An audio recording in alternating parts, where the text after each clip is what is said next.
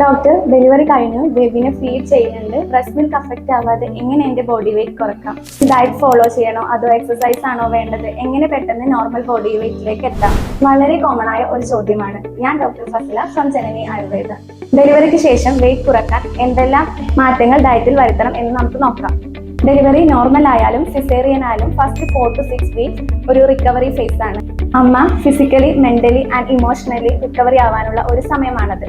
അതുകൊണ്ട് തന്നെ ആ സമയത്ത് അമ്മ പ്രോപ്പറായി റെസ്റ്റ് എടുക്കുക, ബേബിയെ ഫീഡ് ചെയ്യുക, ബേബിയുമായി നല്ലൊരു ബോണ്ടിങ് ഉണ്ടാക്കുക എന്നതാണ് പ്രധാനം. നമുക്കറിയാം, ബ്രസ്റ്റ് ഫീഡിങ് ഒരു നാച്ചുറൽ കലോറി ബേണിംഗ് പ്രോസസ്സാണ്. 400 to 500 കലോറീസ് വരെ അതുവഴി നഷ്ടമാവുകയും അത് വെയിറ്റ് ലോസിനെ വളരെയധികം സഹായിക്കുകയും ചെയ്യുന്നു. ഡെലിവറി കഴിഞ്ഞ അമ്മ ബാലൻസ്ഡ് ഡയറ്റ് ഫോളോ ചെയ്യുക എന്നതാണ് പ്രധാനം.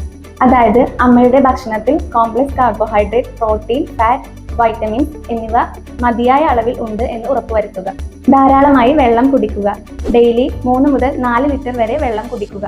എണ്ണയിൽ വറുത്തത്, ജങ്ക് ഫുഡ്, മധുര പലഹാരങ്ങൾ എന്നിവ കുറക്കാം. അമ്മയുടെ ഡയറ്റ് ഈ രീതിയിൽ ക്രമപ്പെടുത്തിയാൽ വെയിറ്റ് കൺട്രോൾ ചെയ്യാം.